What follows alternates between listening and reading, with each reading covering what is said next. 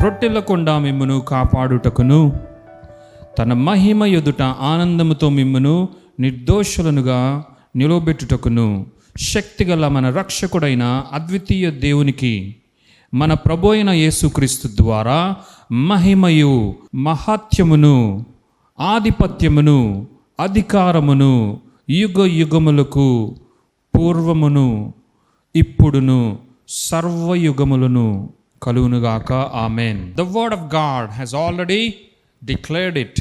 దేవుని వాక్యం సెలవిస్తుంది, మనము తొట్టిల్లకుండా ఉండుటకు, మనల్ని కాపాడుటకు, తన మహిమ ఎదుట మనము ఆనందముతో మనలను నిర్దోషులుగా నిలవబెట్టుటకు శక్తి కలిగిన మన రక్షకుడైన అద్వితీయ దేవుడు మహిమపరచబడునుగాక.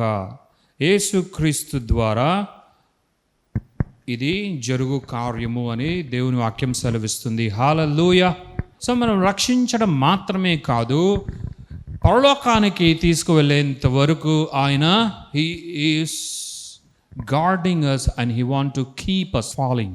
మనం పడిపోకుండా ఉండాలని కోరుకునే దేవుడే మన దేవుడు. నేల కొరగాలి, వాడు పడిపోవాలి, అసలు వాడి ఎదుగుదల తట్టుకోలేకపోతున్నా అని లోకం ఉంటుంది. లోకంలో ఉన్న వారందరూ అలాగే ఉంటారు. అయితే దేవుడు మాత్రం అలా కాదు. దేవుడు మనల్ని బూడిద నుండి పైకి లేవనెత్తినవాడు.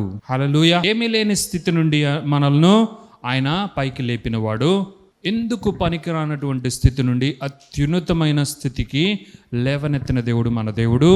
మనం ఎప్పటికీ పడిపోకూడదని కోరుకునేవాడుగా రక్షించి ఆయన కాముగా ఉండలేదు, కానీ రక్షించిన తర్వాత కూడా ఎప్పుడు మనము వర్ధిల్లాలి అని కోరుకుంటూ మనం ఎప్పుడు కూడా పడిపోవడం అంటే మనకు మనం తప్పులు చేసి మనం పడిపోతామేమో, కానీ మనం పొరపాట్లు చేసి పడిపోతామేమో, కానీ మనకు మనముగా పడిపోతామేమో, కానీ శోధనలు బాధలు వచ్చినప్పుడు, పరిస్థితులు వచ్చినప్పుడు మనం పడిపోతామేమో, కానీ సాతానుని బట్టి, లోకాన్ని బట్టి మనం అలా ఉంటామేమో, కానీ దేవుడు అలాంటివి తీసుకురాలేదు. అలాగే దేవుడు అలాంటివి కోరుకోవడం కూడా చేయట్లేదు. మనం ఎప్పుడు పడిపోకూడదు అని కోరుకుంటూ ఉన్నాడు అని ఈ వాక్యము మనకు అభయాన్ని ఇస్తూ ఉంది.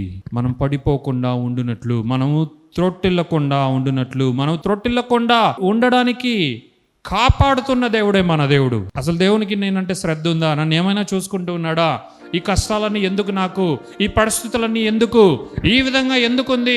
అసలు ఆయన నన్ను కాపాడుతున్నాడా అని వారికి ఆన్సర్ ఇదే. నీవు పడిపోకుండా ఉండేలాగా నిన్ను కాపాడుతూ ఉన్నాడు ఎల్లప్పుడూ. అయినా సరే నీవు పడిపోతూ ఉంటే ఆయన చేతి నుండి జారి మరీ నీవు పడిపోతూ ఉన్నావు. He always considers your choice of free will. If you still want to take a decision by your free will, He cannot deny it. హల్లెలూయా. నువ్వు నీ సొంతంగా ఒక నిర్ణయాన్ని తీసుకొని నేను ఇలాగే వెళ్తాను అని అంటే దేవుడు దాన్ని ఆపడు. బికాజ్ అది దేవుడిచ్చిన మాటకు అది కాంట్రరీ అయి ఉంది కాబట్టి దేవుడు దాన్ని చేయడు. దేవుడు ఫ్రీడమ్ని ఇచ్చినవాడు. మనకు మనముగా ఒక నిర్ణయాన్ని తీసుకోవాలి. అయితే దేవుడు అన్నాడు, జీవ మార్గంలో నీవు నడవాలని నేను కోరుకుంటూ ఉన్నాను, నా మార్గంలో నీవు నడవాలని నేను కోరుకుంటూ ఉన్నా.